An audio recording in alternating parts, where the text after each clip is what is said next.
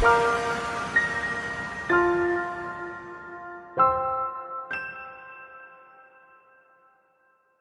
tatlong Sunday po natin babasahin yung Ephesians 2, 1 to 10.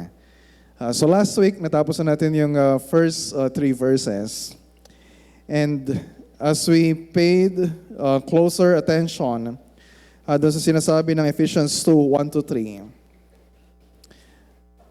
pinapakita sa atin ng Diyos kung gaano kalala yung kalagayan natin sa kasalanan. Pinapakita ng Diyos kung gaano tayo kasama ng mga makasalanan. Pinapakita ng Diyos kung gaano ka miserable yung condition natin apart from Christ. At pinapakita ng Diyos sa atin kung ano yung matinding kapahamakan na naghihintay sa atin kung tayo ay mananatili na nasa ilalim ng puot ng Diyos. And so, ang hope natin as we nakita natin kung gaano kalala yung kalagayan natin, ma-realize talaga natin kung gaano kalaki yung pangailangan natin sa isang tagapagligtas. Of course, we know na wala tayong ibang tagapagligtas maliban sa Panginoong Jesucristo. And kung tayo man ay mga Kristiyano ngayon, yun ay dahil kinikilala natin yung laki ng pangailangan natin sa tagapagligtas at niyayakap natin, nagtitiwala tayo kay Kristo as our only Savior. Pero, if we are honest, at kung nag-observe tayo sa nagiging problema ng ilang mga Kristiyano, ano ba yung tinutukoy ko na karaniwang nagiging problema? Na kahit na alam natin na we need salvation, kahit alam natin na si Kristo, yung ating Savior, kahit alam natin na ang Diyos yung nag-provide ng salvation para sa atin, meron pa rin tayong tendency na maging man-centered sa pagtingin natin sa salvation. Na para bang when we talk of our salvation, na tao pa rin yung lumalabas na bida. Yung bang mga usapin na nakafocus sa ano ba yung participation natin o ano ba yung naiambag natin, salvation natin, ano ba yung ginawa natin, ano ba yung dapat natin gawin, ano ba yung benefit, ano ba yung good life na makukuha natin kapag tayo ay naging Kristiyano na. And even the way we share the gospel, meron tendency yung maraming Christians to be man-centered. So, halimbawa, isang araw, nagpunta po kami sa burol ng isang pastor na kapitbahay namin na namatay. And during the week, ay mayroong service, tapos mayroong isang pastor na nagpipreach ng gospel doon sa mga naroon. And kung makikinig ka, ay karamihan naman na sinasabi niya ay totoo. Totoo naman na in-emphasize na kailangan natin ng Savior. Totoo naman na ginawa ni Kristo, namatay siya sa krus, muli siyang nabuhay, umakyat sa langit. Totoo naman yung sinasabi niya. Totoo naman na kapag sumampalataya ka kay Kristo, ikaw ay maligtas, di ka mapupunta sa impyerno, at ikaw ay makakating sa langit, at wala nang problema pagdating sa langit. And even sa mga pagkakataon na katulad na yon, na when you're listening, mapapaisip ka na totoo naman yung sinasabi, pero nasaan yung focused? Anong pinag-usapan? Na usually naging focus, anong kailangan mong gawin? Of course, may kailangan tayong gawin, pero yun yung nagiging emphasis. Nagiging emphasis kung ayaw mo na ma-experience yung maraming problema sa mundong ito, gusto mo mapunta sa langit, ayaw mo mapunta sa impyerno, kailangan mo si Kristo. Of course, we need Christ. Pero we need to ask ourselves, when we talk about salvation, sino ba yung nagiging focus? Na kanino ba yung emphasis? Sino ba yung lumalabas na nasa sentro o bida? So, my argument for this message ay to emphasize na hindi tayo dapat sa tao nakafocus. Dapat ay sa Diyos. When we talk about salvation, hindi dapat man-centered. Dapat ay God-centered. Ibig sabihin, alam natin na when we talk about the Bible, ang Diyos ang bida sa kwento ng pagliligtas na nakasulat sa Biblia. That's why we call it the story of God. Ang Diyos ang bida. So, ang Diyos ang bida sa salvation natin, sa pagliligtas sa atin. So, last week, verses 1 to 3, parang lumalabas na sino yung main character. Di ba sabi sa verse 1, and you, Tayo yung main character. Pero tayo man yung main character sa verses 1 to 3 ay puro hindi naman maganda yung sinasabi ni Paul sa atin. So wala nang bola-bola. Ito yung totoo tungkol sa atin. Ito yung misery, ito yung rebellion natin, ito yung tragedy na naghihintay sa atin. And next week, pag-usapan natin yung verses 8 to 10. And titingnan natin na meron naman talagang role yung pananampalataya natin sa pagliligtas ng Diyos sa atin. Meron naman talagang role yung good works sa buhay Kristiyano. Pero before we take a look at, ano yung magagawa natin? Ano yung kailangan nating gawin? Kapag tinignan natin yung text na pag-aaralan natin ngayon sa verses 4 to 7, kitang-kita, and it's very obvious. Okay, you're the main character. Tayo yung main character sa verses 1 to 3. And it just shows how much we desperately need yung gagawin ng Diyos o yung ginawa ng Diyos. Di ba? Sabi sa verse 4. Ano yung simula ng verse 4? Sabi sa verse 1, and you. And pagdating sa verse 4, but God. And sabi ni Martin Lloyd-Jones tungkol sa dalawang salita na yung but God, nandito yung kabuuan ng mabuting balita ni Kristo. Of course, that's an exaggeration. Kailangan pa nating basahin yung kasunod. Hindi lang natin basta sasabihin, but God. So, when we listen to the Word of God through the Apostle Paul, ganito yung sinasabi niya, verse 4. But God, being rich in mercy, because of the great love with which He loved us, even when we were dead in our trespasses and sins, even when we were dead in our trespasses, made us alive together with Christ. By grace you have been saved, and raised us up with Him, and seated us with Him in the heavenly places in Christ Jesus, so that in the coming ages He might show the immeasurable riches of His grace, in kindness toward us in Christ Jesus. Mula verse 4 hanggang verse 7, kitang-kita natin na ang Diyos ang main character. Ang Diyos ang bida sa pagliligtas sa atin. Makita natin yon as we take a look at yung una, the attributes of God. Ano ba yung mga katangian ng Diyos na nag-highlight dito sa salvation? And then pangalawa, kung ano yung ginawa niya para sa atin, the works of God. And then pangatlo, kung ano yung layunin niya o yung purpose niya. Ano yung ginawa niya sa pagliligtas sa atin?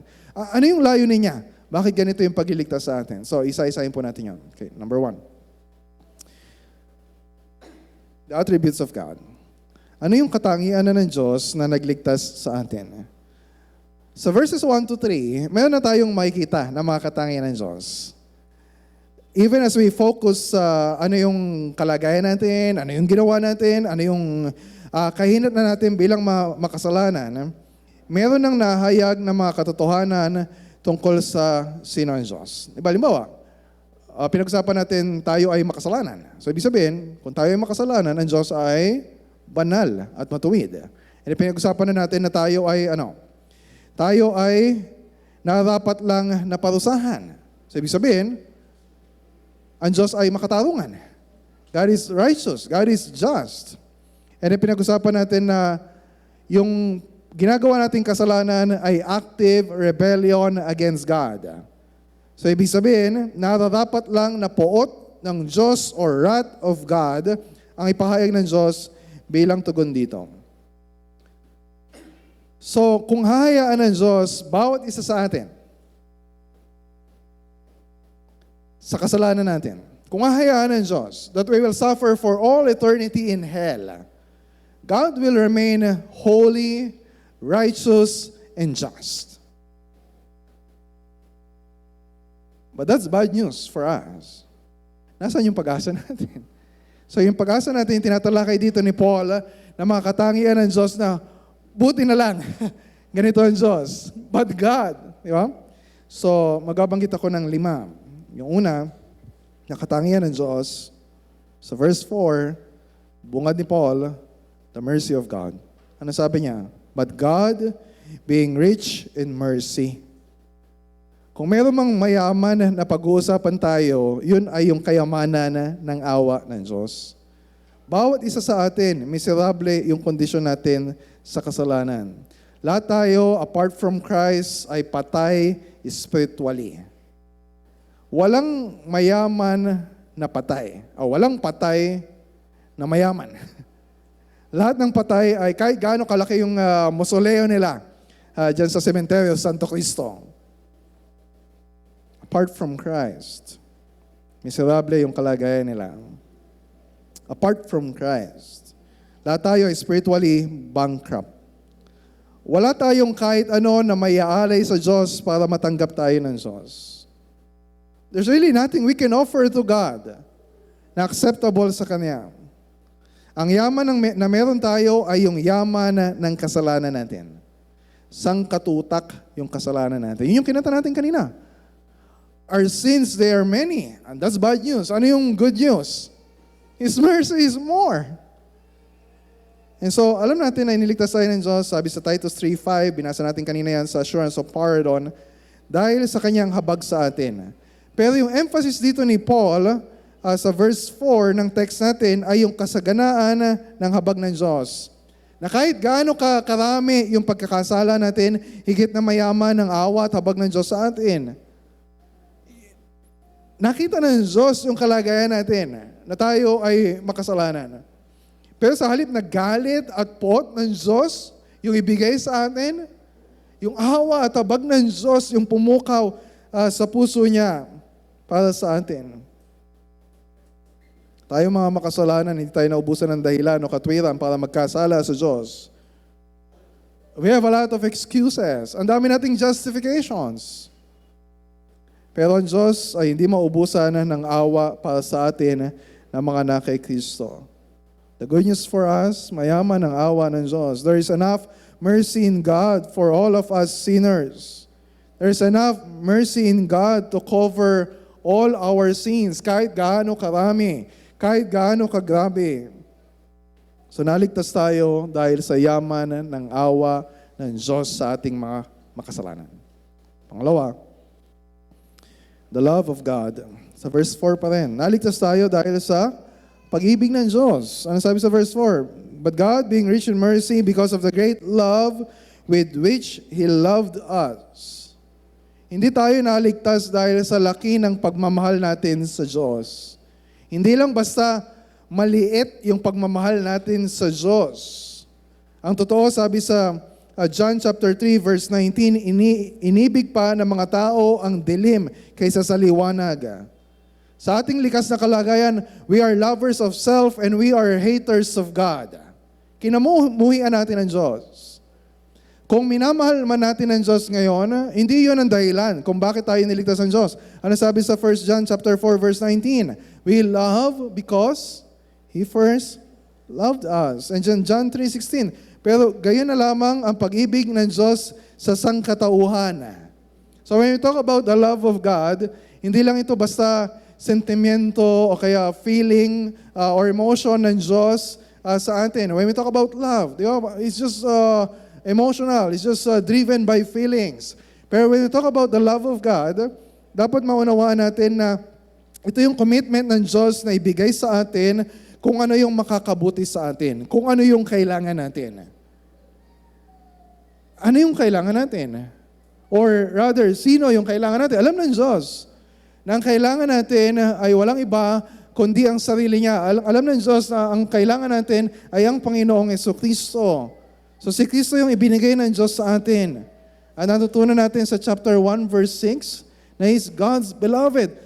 Siya yung kaisa-isang minamahal na anak ng Diyos na ibinigay sa atin. At dahil sa Kanya, na tayo na kinamumuhian ng Diyos, na tayo na deserving of the wrath of God, ay isa na rin sa mga minamahal na mga anak ng Diyos. Ibinigay sa atin si Kristo, ano sabi sa John 3:16, para hindi tayo mapahama, kundi magkaroon ng buhay na walang hanggan. Romans chapter 5 verse 8, pinatunayan ng Diyos ang kanyang pag-ibig sa atin nang mamatay si Kristo para sa atin noong tayo'y makasalanan pa. Tayo sana yung dapat na tumanggap ng puot ng Diyos. Diba sa verse 3, natutunan natin, we were by nature children of wrath. Pero ibinigay niya ang nag-iisang anak niya na si Kristo, ipinako sa krus, siya yung umako ng puot na narapat para sa atin. And we were now not children of wrath, but children, beloved children of God. And sabi dito ni Paul, hindi lang niya sinabi na mapagmahal ang Diyos. Ang sabi niya dito, the great love with which He loved us. Hindi pag-ibig lang ng Diyos, kundi yung laki ng pag-ibig ng Diyos para sa atin. And the same thing na sinasabi ni Apostle John sa 1 John chapter 3, verse 1, tingnan ninyo kung gaano kalaki ang pag-ibig sa atin ng Ama. The mercy of God, the love of God, pangatlo, the power of God. When you take a look at our text, walang binabanggit dyan tungkol sa kapangyarihan ng Diyos.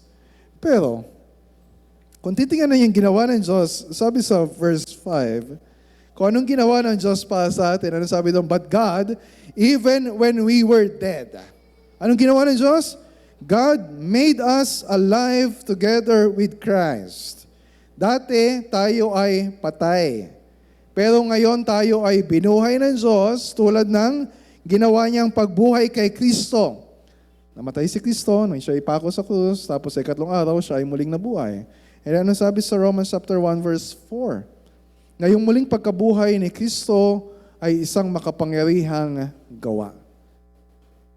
So walang sinasabi dito about the power of God, but it's obvious na yung ginawa ng Diyos para sa atin, we are made alive. Hindi lang ito resulta ng kanyang awa at pag-ibig para sa atin. Ito rin ay patotoo sa dakilang kapangyarihan ng Diyos. What kind of power can raise someone from the dead? Only the power of Almighty God. And actually, binanggit ni Paul yung tungkol sa kapangyarihan ng Diyos sa prayer niya sa chapter 1, verse 19. Kung ano yung di masukat niyang kapangyarihan na kumikilos sa atin na mga nananalig sa Kanya. Yung kapangyarihan ng Diyos na bumuhay kay Kristo mula sa mga patay. Yung kapangyarihan ng Diyos na bumuhay sa atin mula sa pagiging spiritually dead. We are now spiritually alive in Christ. Yun yung kapangyarihan na araw-araw ay kumikilos sa atin.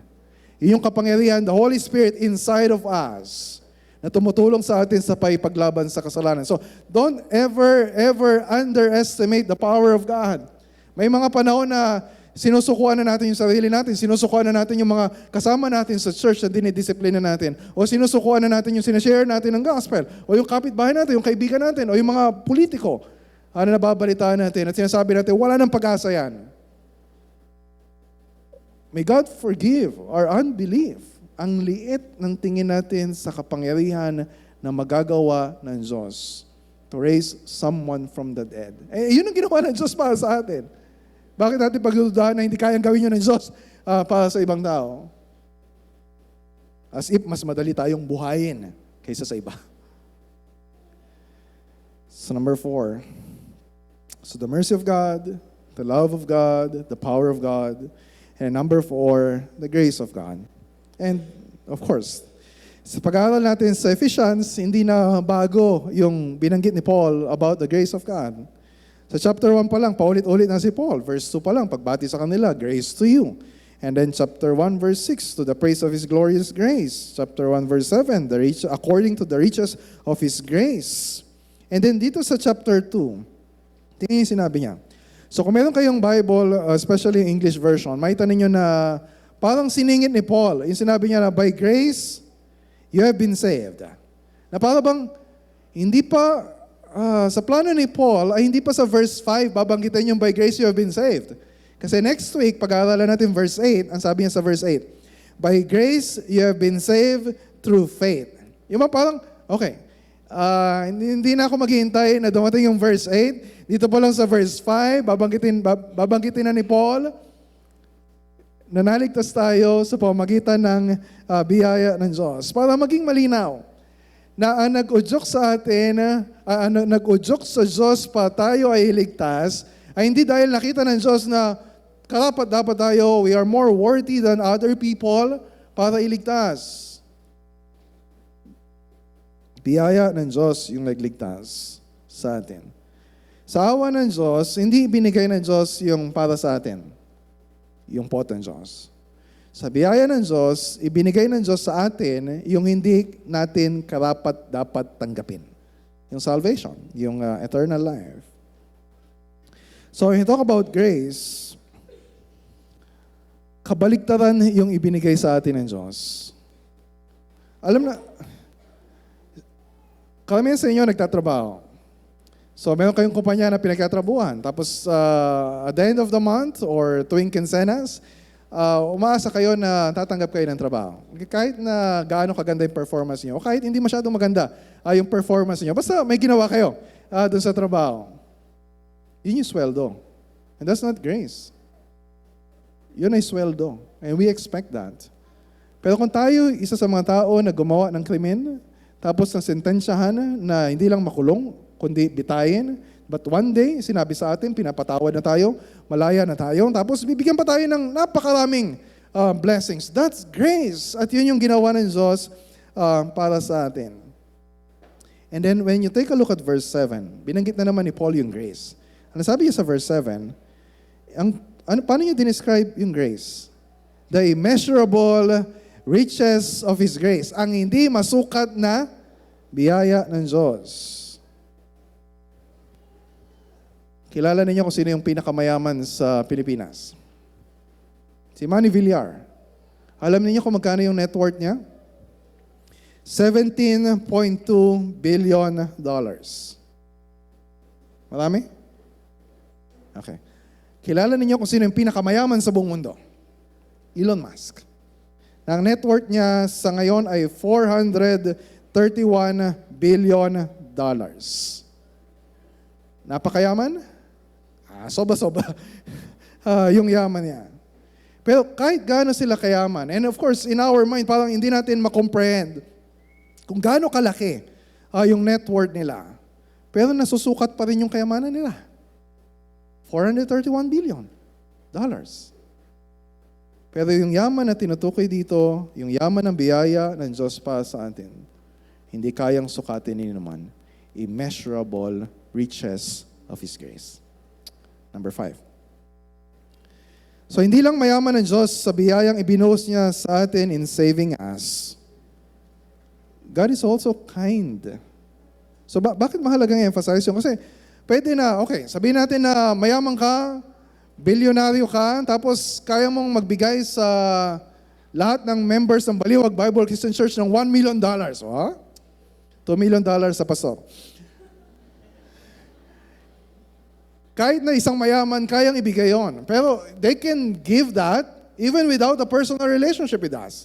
They can give that, siguro medyo nabaliw sila ng konti, at hindi naman nila kilala, basta naisip lang nila, nabigyan tayo, kahit wala naman silang personal na pagkakilala sa atin.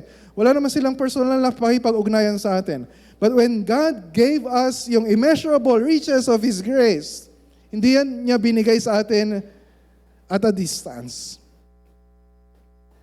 Pinaranas niya sa atin yung kanyang kabaitan in kindness. Sabi sa verse 7, in kindness toward us in Christ Jesus. Salin sa Tagalog, kabutihan o kaya ay kagandahang loob. Na ito'y tumutukoy sa kabutihang loob ng Diyos para sa atin. God is all kindness sa atin. Dapat sa atin ay yung galit, yung puot ng Diyos. But because of our relationship with Christ, because we are in Christ, all kindness yung na-experience natin sa Diyos.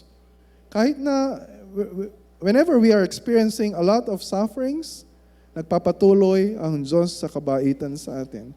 Kahit na na-experience natin yung pain of discipline dahil sa mga kasalanan natin, nananatili yung kindness ng Diyos para sa atin. Look at Psalm 103 verses 8 to 14. Makita niyo yung pinag-usapan dito na sa pagliligtas sa Diyos sa atin, kitang-kita yung mercy of God, love of God, power of God, grace of God, and kindness of God. Psalm 103 verse 8, ang Panginoon ay mahabagin at matulungin. Hindi madaling magalit at sagana sa pagmamahal. Hindi siya palaging nanunumbat at hindi nananatiling galit. Hindi niya tayo pinarurusahan na ayon sa ating mga kasalanan. Hindi niya tayo ginagantihan batay sa ating pagkukulang. Dahil kung gaano man kalaki ang agwat ng langit sa lupa, ganoon din kalaki ang pag-ibig ng Diyos sa mga may takot sa Kanya. Kung gaano kalayo ang silangan sa kanluran, ganoon din niya inilalayo sa atin ang ating mga kasalanan. Kung paano ang Ama ay nahahabag sa Kanyang mga anak, ganoon din ang pagkahabag ng Panginoon sa mga may takot sa Kanya. Dahil alam niya ang ating kahinaan, alam niyang nilikha tayo mula sa lupa. So yung mga katangian ng Diyos, the mercy of God, the love of God, the power of God, the grace of God, the kindness of God, yan ba yun ang hingibabaw sa atin whenever we think or talk about our salvation? Ang Diyos ba yung nagiging bida whenever we tell others about our testimony of salvation? So, pangalawa, nakita natin yung the attributes of God, yung katangian ng Diyos. So ngayon tingnan natin yung ano yung ginawa ng Diyos sa pagliligtas sa atin. Alam naman natin na ang Diyos ang nagligtas sa atin. Alam natin na ang Diyos ang gumawa ng pagliligtas sa atin. Pero maganda nang tingnan natin mabuti, ano ba yung nakapaloob dun sa salvation na yun? Sometimes we can talk about salvation in a very general sense na, okay, kapag naligtas ka, kapag namatay ka, mapupunta ka sa langit. Pero isang possible reason na bakit hindi tayo nagiging radically God-centered when we talk about salvation kasi hindi natin lubos na naunawaan what really happened during our conversion. Ano yung nangyari? So, sa chapter 1 pa lang, ay nakita na natin yung mga ginawa ng Diyos. Right? Pinili tayo ng Diyos para maligtas, kinupkup tayo ng Diyos para maging anak niya, tinubos tayo ni Kristo, tinatakan tayo ng Espiritu, and one day binigay na sa atin ngayon yung guarantee na matatanggap natin yung mana at the day of the Lord Jesus Christ. So, ngayon, tingnan naman natin kung ano yung nangyari, anong ginawa ng Diyos the moment we are converted. Okay, magbibigay lang ako ng dalawa. So, yung una ay yung tinatawag na regeneration. Okay, it's a big theological word, pero ibig sabihin lang regeneration ay binigyan muli ng buhay. Or sa ibang term, tinatawag ito na new birth or bagong kapanganakan. So, di ba sa verse 1, binanggit ni Paul na tayo ay patay. Tapos pagdating sa verse 5, ang sabi ni Paul, God made us alive. So, yun yung tinatawag na regeneration. So, hindi lang tayo medyo patay.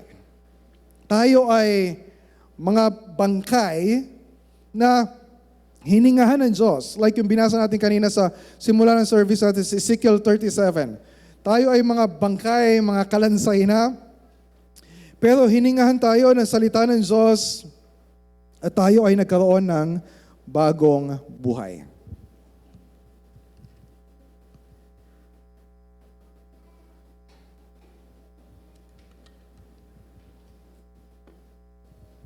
Isipin ninyo, anong mangyayari kapag hindi yung ginawa ng Diyos? We will remain dead. Mananatili tayong patay. At nasa ilalim ng pot ng Diyos. So when we talk about regeneration, clearly at obviously, ito ay gawa ng Diyos.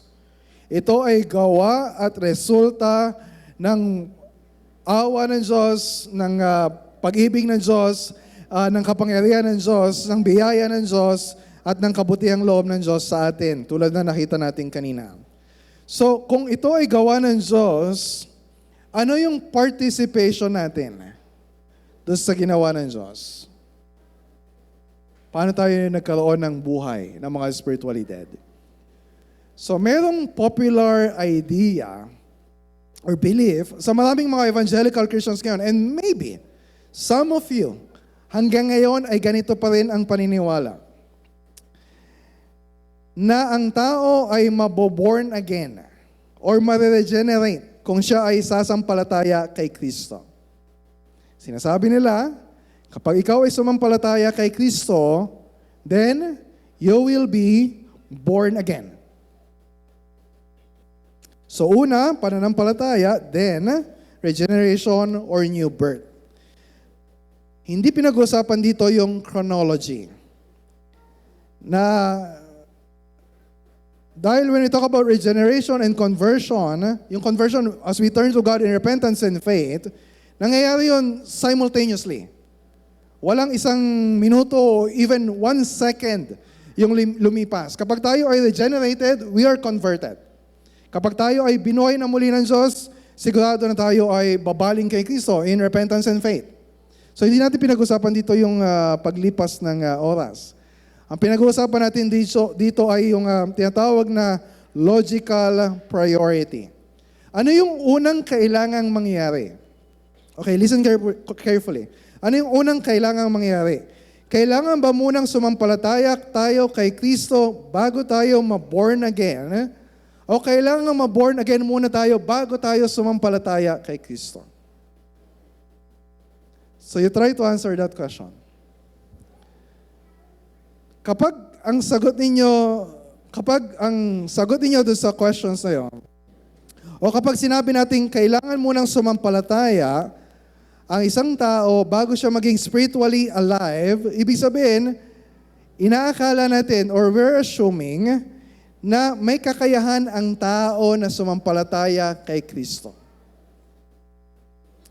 So tama naman na meron tayong sariling desisyon. Meron tayong tinatawag na free will na mag-decide. Kung sasampalataya, maniniwala ba tayo dun sa gospel na narinig natin? Will we put our faith in Christ? Of course, we have a choice kung tatanggapin ba natin yon o hindi. Pero, ang isang tao na nakita natin sa verses 1 to 3 na nasa makasalanang kalagayan, sa tingin ninyo, paanong ang isang tao na yon ay lalapit kay Kristo kung siya ay inclined to all evil? Na sinasabi sa verses 1 to 3. Paano ang spiritually dead and spiritually blind ay makakakita sa kagandahan ni Kristo at titibok yung puso niya so that he or she will begin putting his or her trust in Christ? Nakukuha po ninyo kung ano yung mga binabato kong questions sa inyo. So, kailangan nyo mag-isip. Pag-isipan ninyo yung implication ng pinaniniwalaan natin. And I believe, tama yung sinabi sa Heidelberg Catechism question 8. Ito yung question. Subalit, gayon na lang ba tayo kasama na wala tayong kakayahang gumawa ng kahit anong kabutihan at tayo'y nakakiling patungo sa lahat ng kasamaan? If you believe na kailangan sumampalataya ka muna bago ka ma-born again o maging spiritually alive, ibig sabihin, ang sagot mo doon sa question na yun ay no. Na may kakayahan yung tao na sumampalataya kay Kristo. Because that's a good work. Yan ay isang mabuting gawa.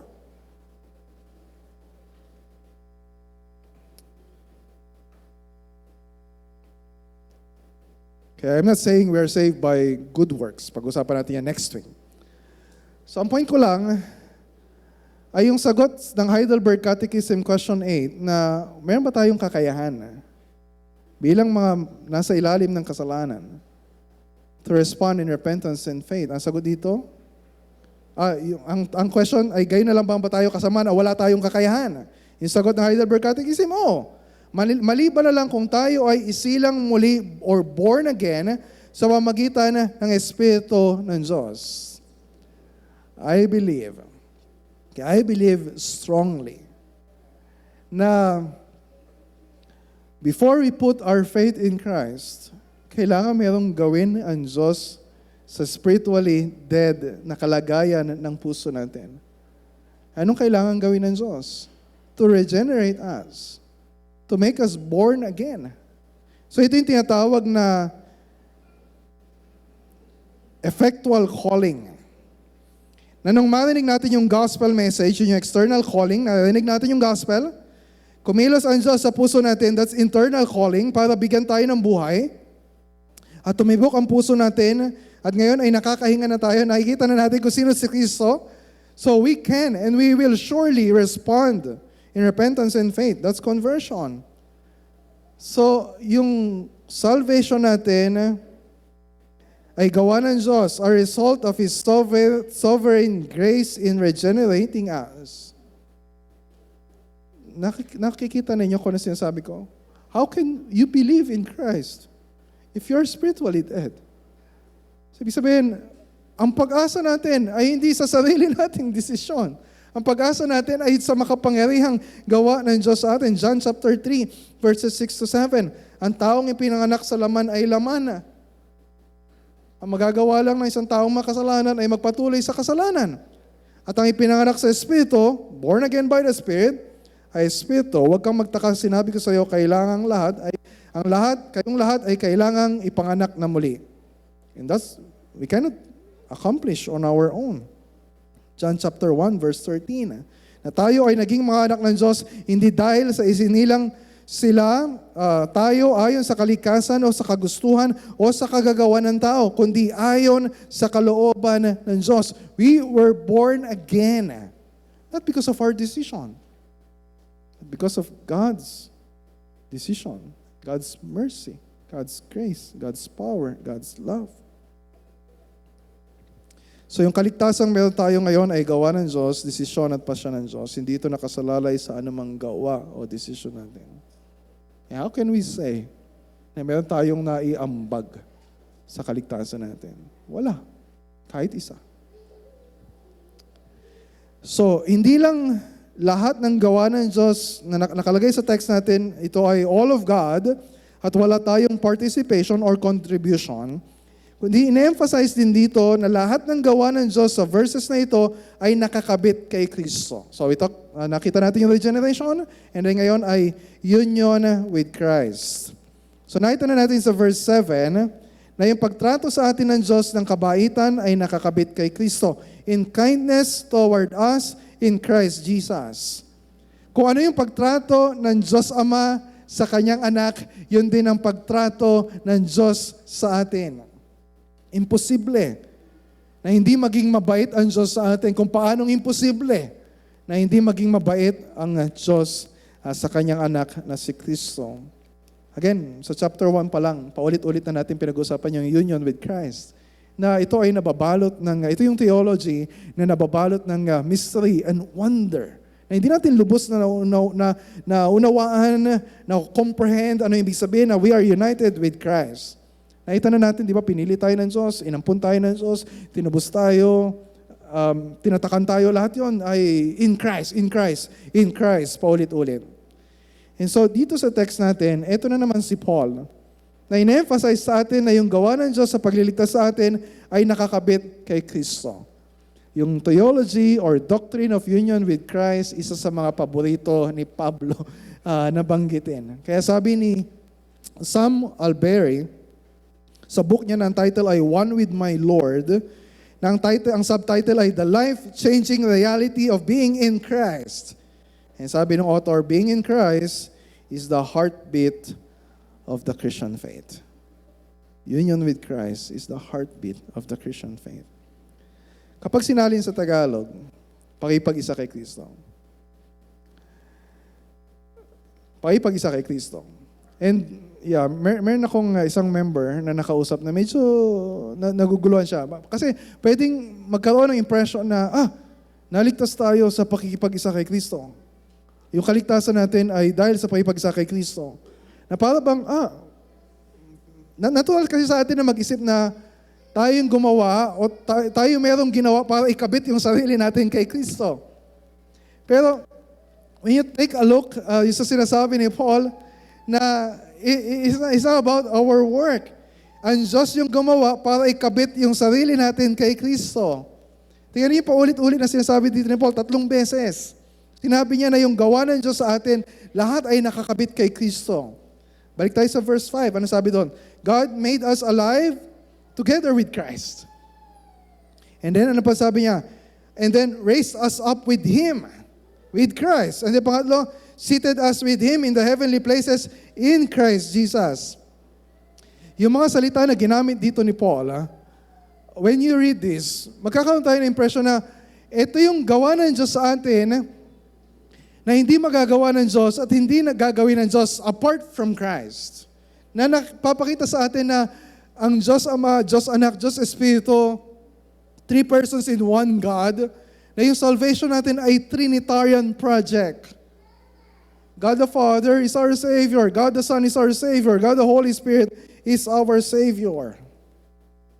So, ibig sabihin, kung lahat ito in Christ, we cannot have salvation apart from Christ. Kahit anong gawin mo, wala kang magagawa para iligtas ang sarili mo. You're spiritually dead.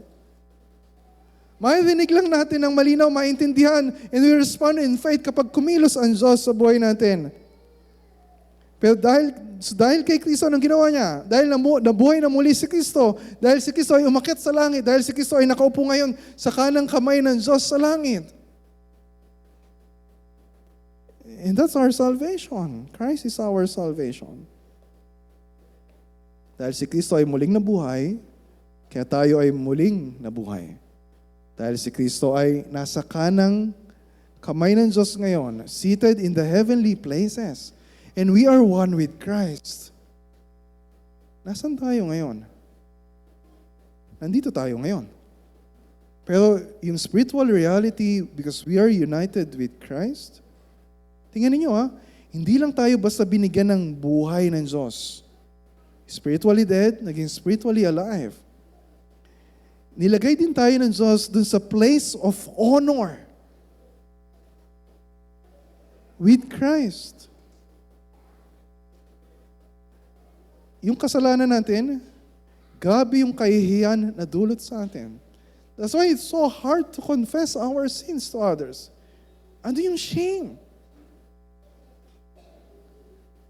Pero nung niligtas tayo ng Diyos, hindi lang tayo binigyan ng buhay, tinanggal niya yung kahihiyan na yun.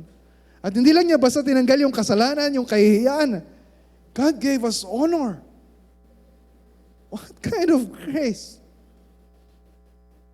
God lavish on us.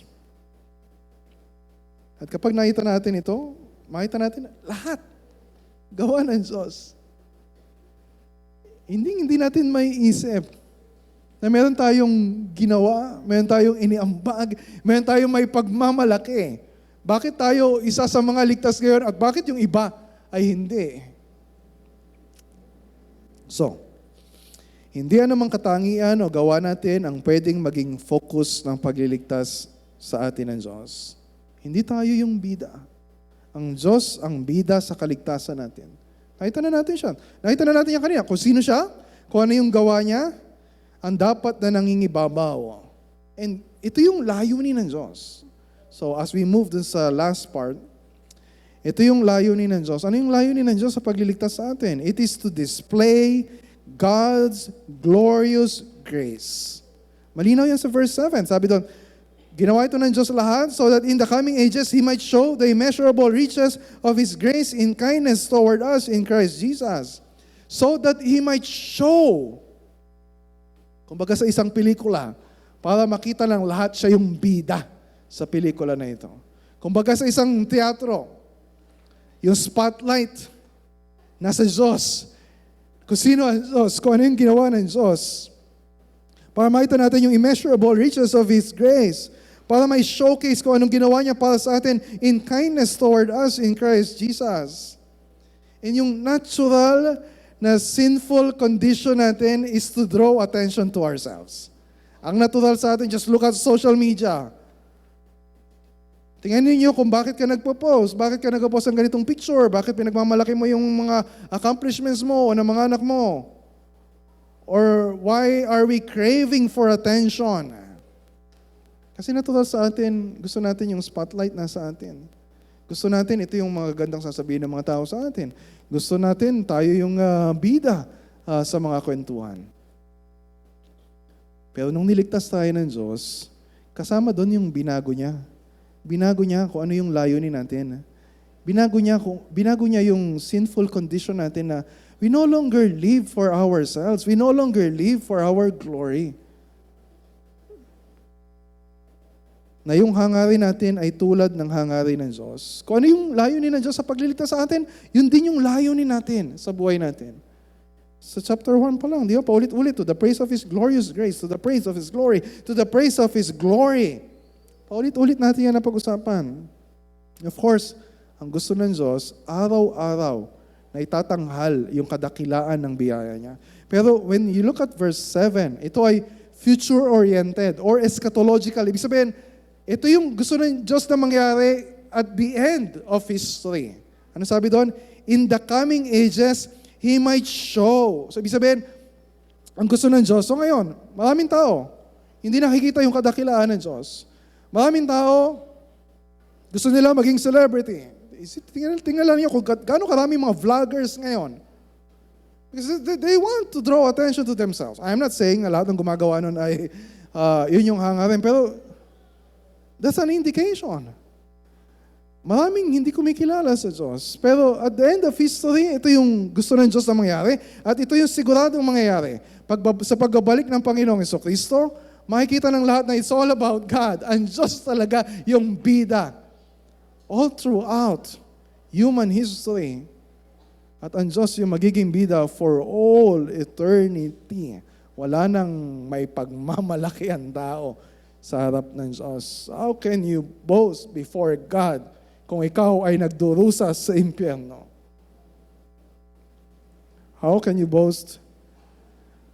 How can you boast about yourself kung ikaw ay nagdurusa sa impyerno? How can we boast about ourselves? If we are enjoying eternal life with God, alam natin na lahat yon ay resulta lang ng biyaya ng Diyos sa atin. This is the passion of God's heart. And so we need to ask ourselves, ito ba yung passion na nasa heart natin? Para maipakilala yung mga tao, to display the glory of His grace. Na araw-araw ng buhay natin ngayon hanggang sa buhay na walang hanggan, na ang Diyos ang maging bida. Okay. So, verses 4 to 7. Ano tinuturo sa atin dito ng salita ng Diyos? Na hindi natin dapat tingnan ang sarili natin na bida sa kaligtasang gawa ng Diyos para sa atin. Kung meron ka pa rin ganong, natitempt ka pa rin na isipin na is about you, just go back to verses 1 to 3. Gawin mong quiet time yan araw-araw hanggang mag-sink in sa'yo. How can you think about that? Tayo yung niligtas. Ang Diyos ang nagligtas sa atin. Like Jonah. Na-realize yun sa Jonah sa loob ng tiyan ng isda. Jonah chapter 2 verse 9. Sabi niya, salvation belongs to the Lord. So ano yung implications ng katotohanan ito? Babanggit lang ko ng 4 as we close. And hopefully, masanay tayo na, okay, ito yung natutunan natin. Ito yung tinuturo sa atin ng salita ng Diyos. How can we work this out sa bawat bahagi ng buhay natin or sa ministry natin as a church? So I'll just mention 4.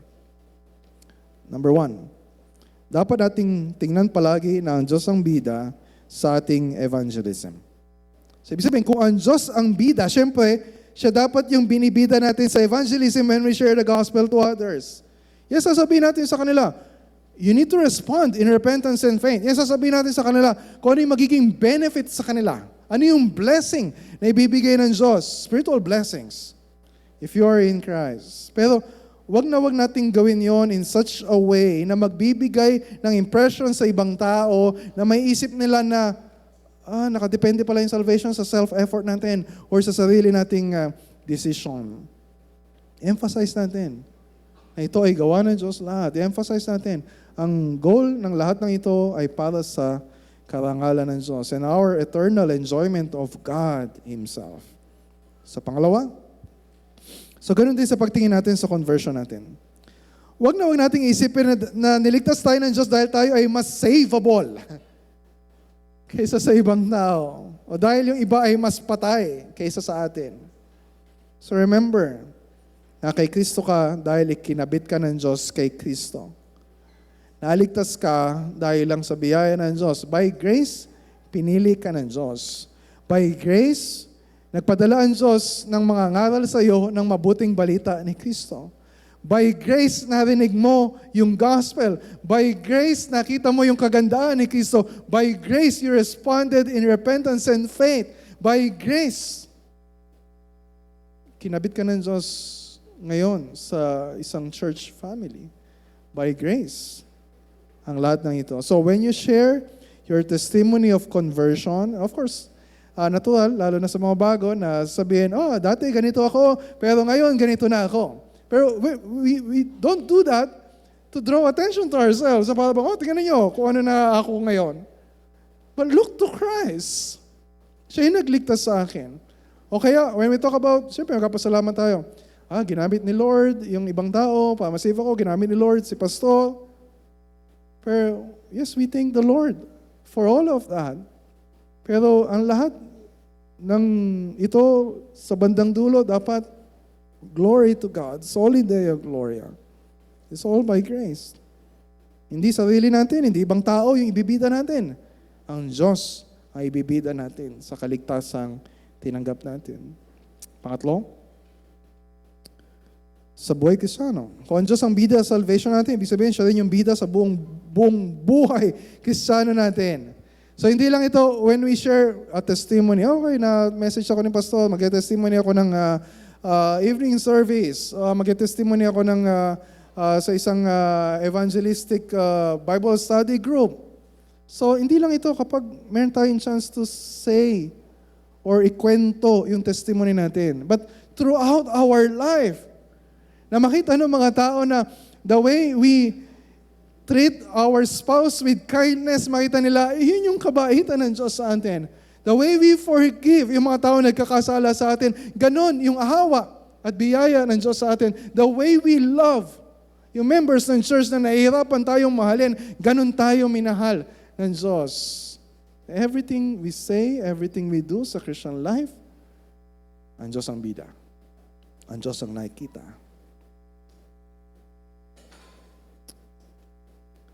So the way we live our lives na naiba sa mga tao sa mundong ito, nagpapakita ba yon na we're spiritually alive? Or kapag tinignan ng Diyos yung klase ng buhay natin, masabi nila na walang pinagkaiba yung buhay ninyo sa mga tao na hanggang ngayon ay spiritually dead. Lastly, sa ating pagsamba. So dahil ang Diyos ang bida, kaya nakadisenyo ang corporate worship natin, hindi sa kung ano yung magugustuhan ng mga kaibigan ninyo na unbelievers para pag pumunta sila dito, lagi silang babalik kasi nagugustuhan nila kung ano yung ginagawa natin. Or this is not about your preferences. Na Pastor, mag-survey tayo, tingnan natin kung ano yung gusto nilang music, kung anong gusto nilang kulay ng kortina, kung ano yung gusto nila na... This is not about us. We gather every Sunday to remind ourselves na life is not about us. Our salvation is not about us. Our corporate worship is not about us. Kaya makita ninyo, lahat ng awit na kinakanta natin, to extol the greatness of God, to extol the grace of God. Lahat ng awit na kinakanta natin, siya yung focus, hindi yung feelings natin, hindi kung sino tayo, kundi kung ano yung ginawa natin, o ano yung gagawin natin para sa Diyos. That's why we have prayers of praise. That's why we have prayers of thanksgiving. That's why kapag nakikinig kayo ng sermon, sinisikap namin na lahat ng marinig ninyo ay nakasentro sa Diyos. Hindi ako ang bida, hindi kayo ang bida, ang Diyos ang bida. Bakit? Kasi mula Genesis hanggang Revelation, this is the story of God. Ang Diyos ang bida sa lahat ng ito. So, sabihin natin, mga bata, sabihin ninyo, mga matatanda, sabihin ninyo, hindi ako ang bida. Hindi ako ang bida. Ang Diyos ang bida. Let's pray.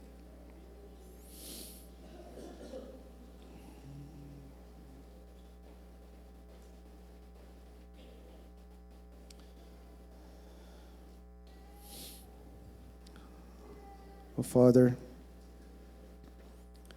we ask your forgiveness dahil ginagawa namin yung maraming bagay, even our Christian life, even our ministry, it's about us.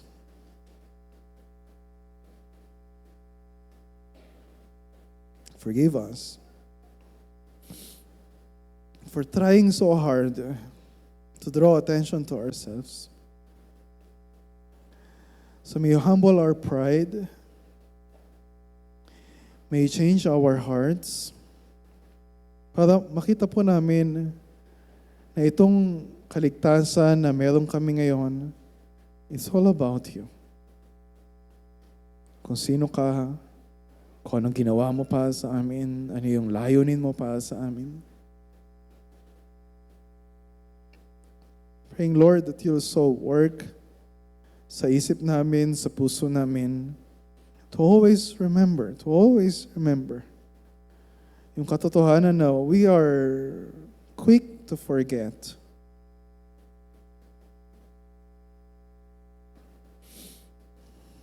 No, we were miserable sinners apart from Christ. Salamat sa awa mo. Salamat sa biyaya mo. Salamat sa pag-ibig mo. Salamat sa kapangyarihan mo. Salamat sa kabutihan mo sa amin. Praying, Father, for everyone na ito, na hanggang ngayon ay hindi pa nararanasan ang biyaya ng pagliligtas mo. And save them. Accomplish your saving work sa kanila. At para sa lahat sa aming Panginoon, may we all grow deeper sa pagkamangha, sa kadakilaan ng biyaya ng pagliligtas ninyo sa amin. At naway mag-umapaw yung puso namin sa pasasalamat, sa pagpapatotoo sa mga tao, at sa pag-awit ng papuri at pasasalamat sa iyo.